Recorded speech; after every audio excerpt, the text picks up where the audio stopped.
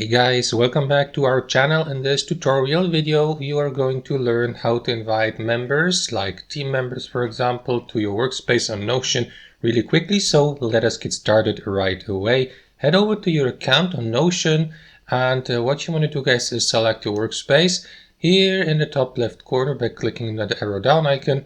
And I'm going to use that workspace here for the sake of this tutorial.